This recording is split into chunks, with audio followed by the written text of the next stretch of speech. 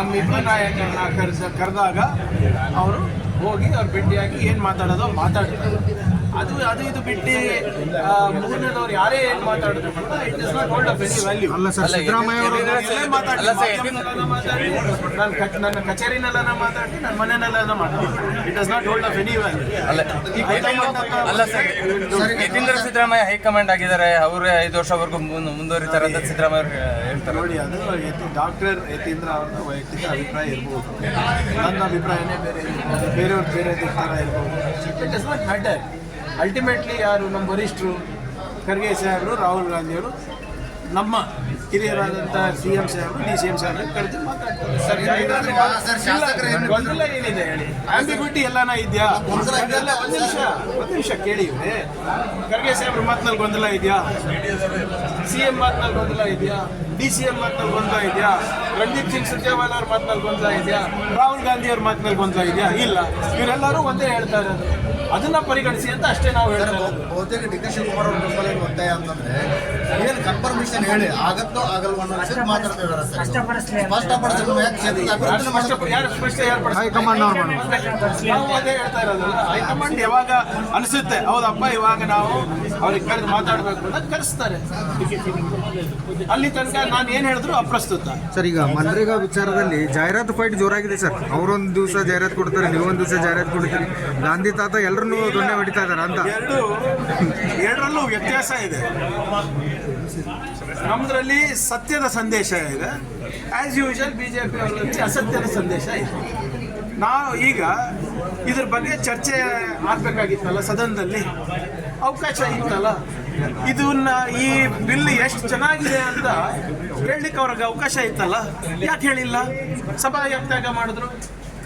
ಅಬಕಾರಿ ವಿಚಾರ ಯಾವುದೋ ಇರ್ಬೋದು, ಆಯ್ತು, ಅಬಕಾರಿ ವಿಚಾರದಲ್ಲಿ ತ್ಯಾಗ ಮಾಡಿದ್ರು. ಈ ವಿಚಾರಕ್ಕೆ ವಾಪಸ್ ಬರ್ಬೋದಾಗಿತ್ತಲ್ಲ. ನಮ್ಮ ಏನು ನಮ್ಮ ಇದರಲ್ಲಿ ಸದನದ ಕಾನೂನಿನಲ್ಲಿ ಅವ್ರಿಗೆ ವಾಪಸ್ ಬರೋ ಅಧಿಕಾರ ಇದೆ. ಸಬ್ಜೆಕ್ಟ್ ಚೇಂಜ್ ಆಯ್ತಲ್ಲ. ಪಂಚಾಯತಿ ಮರ್ಯಾದೆ ಸರ್,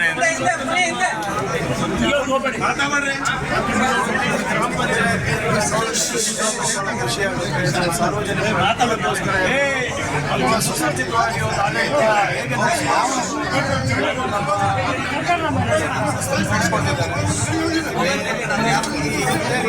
ಮಾಡೆಲ್ ಪಂಚಾಯತ್ ಎಲ್ಲ ಕಡೆ ಮಾಡ್ತಾ ಇದ್ದೀವಿ.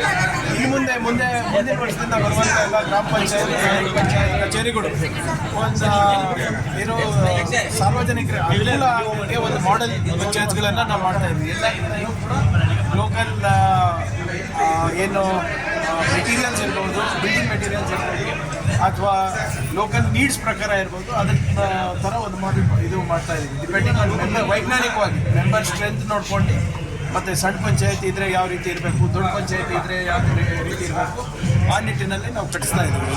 ಸರಿಗೆ ಒಂದು 50 ಲಕ್ಷದಲ್ಲಿ ಕಟ್ಟಿದ್ರೆ ಆಗುತ್ತೆ ಸರ್. ಒಂದು 2 ಕೋಟಿ ಖರ್ಚು ಮಾಡಿ ಈ ಥರ ಹೈಟೆಕ್ ಮಾಡುವಂಥದ್ದು ಅವಶ್ಯಕತೆ ಇದೆ ಸರ್. ಮತ್ತು ಏನು ನೋಡಿ, ಈಗ ಆಡಳಿತ ಭವನಗಳು ಮತ್ತು ಆಡಳಿತ ಕಟ್ಟಡಗಳು ನೀವು ಎಷ್ಟು ಖರ್ಚು ಮಾಡಿದ್ರು ಸಾರ್ವಜನಿಕರೇ ಇರಲ್ಲ.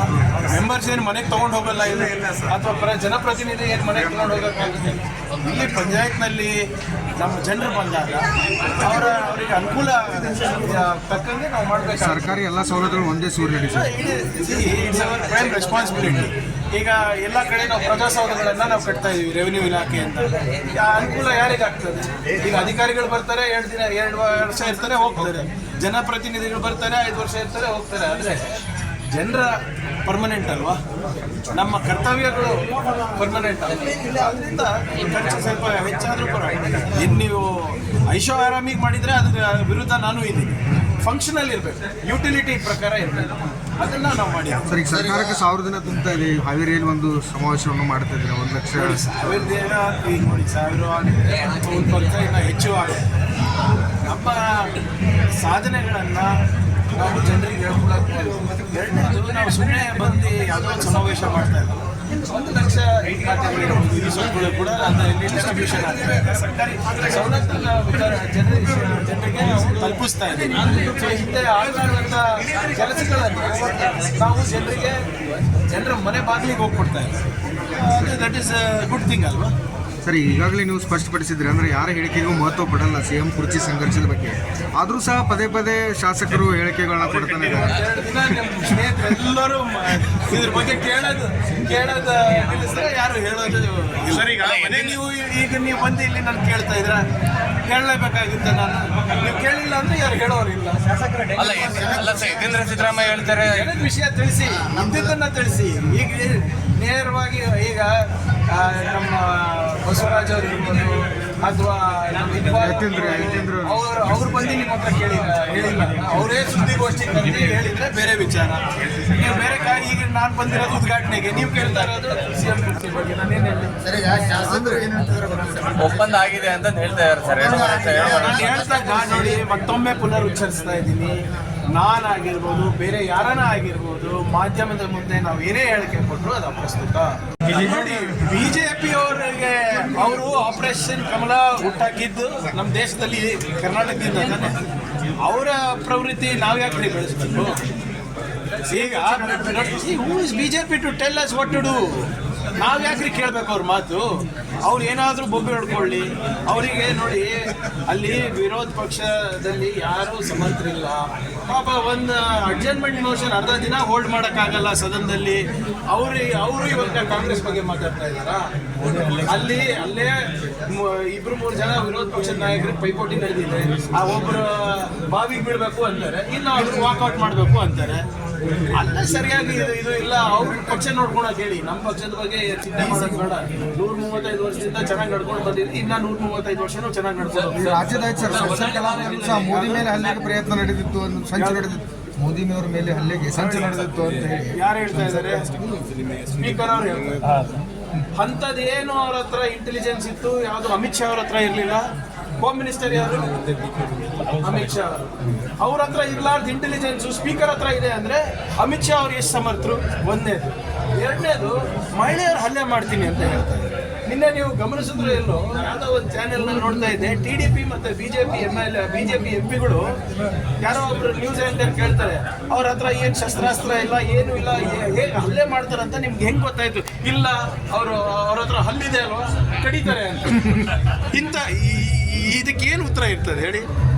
ನಮ್ಮ ರಾಷ್ಟ್ರದ ಇತಿಹಾಸದಲ್ಲಿ ಯಾವತ್ತನ ಪಾರ್ಲಿಮೆಂಟ್ನಲ್ಲಿ ಮಹಿಳೆಯರು ವರ್ತನೆ ಮಾಡಿದಾರ ಹೇಳಿ? ಯಾವತ್ತನ ಇತಿಹಾಸ ಇದೆಯಾ?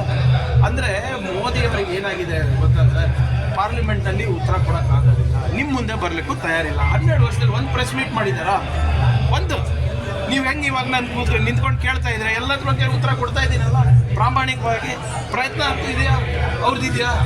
ಅವಕಾಶನೇ ಕೊಡೋದು ಇಲ್ವಾ? ಅವಕಾಶ ಕೊಟ್ಟಾಗೆಲ್ಲ ಮಾವಿನಕಾಯಿ ಹೆಂಗೆ ತಿಂತಾರೆ, ವಾಚ್ ಹೆಂಗೆ ಹಾಕ್ಕೊಂತಾರೆ, ಅವರ ಬೆವರಿಂದ ಅವ್ರ ಹೆಂಗೆ ಸ್ಕಿನ್ ಏನು ಶೈನ್ ಆಗುತ್ತೆ, ಅಷ್ಟಕ್ಕೆ ಸೀಮಿತ ಇದೆ.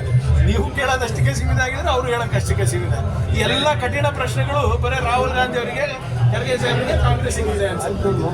ಈಗ ಪಾರ್ಲಿಮೆಂಟ್ನಲ್ಲಿ ಹಲ್ಲೆ ಆಗ್ತಾ ಇದೆ ಅಂದರೆ ಅಮಿತ್ ಶಾ ಅವ್ರು ಏನು ಮಾಡ್ತಾರೆ? ಆಗಲಿ, ತನಿಖೆ ಆಗಲಿ. ಆ್ಯಕ್ಚುಲಿ ಸ್ಪೀಕರ್ ಅವರು ಸದನಕ್ಕೆ ತಿಳಿಸ್ಬೇಕು, ಎಲ್ಲಿಂದ ಮಾಹಿತಿ ಬಂತು, ಏನು ಮಾಹಿತಿ ಬಂತು, ಯಾರಿಗೆ ಸಂಚು ಮಾಡಿದ್ರು ಅಂತ ಚರ್ಚೆಗೆ ರೆಡಿ ಇದ್ದಾರಾ? ಮೋದಿ ಅವರಿಗೆ ನೋಡ್ರಿ ಧೈರ್ಯ ಇಲ್ಲ, ಜನರಿಗೆ ಎದುರಿಸೋಕ್ಕೆ, ಪಾರ್ಲಿಮೆಂಟ್ ಎದುರಿಸೋಕ್ಕೆ, ಮತ್ತು ಪ್ರೆಸ್ ಎದುರಿಸೋಕ್ಕೆ. ಸುಮ್ಮನೆ ಏನಿದ್ರು ಮನ್ ಕಿ ಬಾತ್ ಅವ್ರು ಹೇಳಿದ್ದನ್ನು ಕೇಳೋಕ್ಕೆ ಮಾತ್ರ ಈ ಸಂಸದರು ಇರೋದು.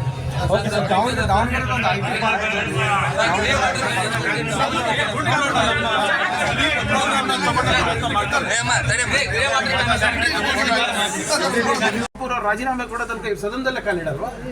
ಮುಂದಿನ ಸದನದಲ್ಲಿ ಏನಾಗ್ತದೆ? ಮತ್ತೆ ಮುಂದಿನ ಸೆಷನ್ನಲ್ಲಿ ಬರೋದಿಲ್ವ ಇವರು? ನಾನೇನು ಹೇಳ್ತಾ ಇರೋದು, ಒಂದು ಅವಕಾಶ ಇತ್ತು, 2-3 ದಿನ ಇದಕ್ಕಂತ ಪ್ರತ್ಯೇಕವಾಗಿ ಚರ್ಚೆಗೆ ನಾವು ಕೊಟ್ಟಿದ್ವಿ. ಯಾಕೆ ಚರ್ಚೆ ಮಾಡಿಲ್ಲ? ಹೇಳ್ಬೋದಾಗಿತ್ತಲ್ಲ. ಶಿವರಾಜ್ ಸಿಂಗ್ ಚೌಹಾಣ್ ಅವರ ಇದು ಈ ಬಿಲ್ ಏನು ತಂದಿದ್ದಾರೆ, ಹೇಗೆ ಜನರಿಗೆ ಹೆಲ್ಪ್ ಆಗುತ್ತೆ, ಹೇಗೆ 125 ದಿನ ಕೊಡ್ತಾ ಇದ್ದಾರೆ ಹೇಳ್ಬೋದಾಗಿತ್ತು. ಯಾಕೆ ಹೇಳಿಲ್ಲ? ಮೋದಿ ಅವರ ಮತ್ತೊಂದು ಮಾಸ್ಟರ್ ಸ್ಟ್ರೋಕ್ ಇದು ಅಂತ ಹೇಳ್ಬೋದಾಗಿತ್ತಲ್ಲ.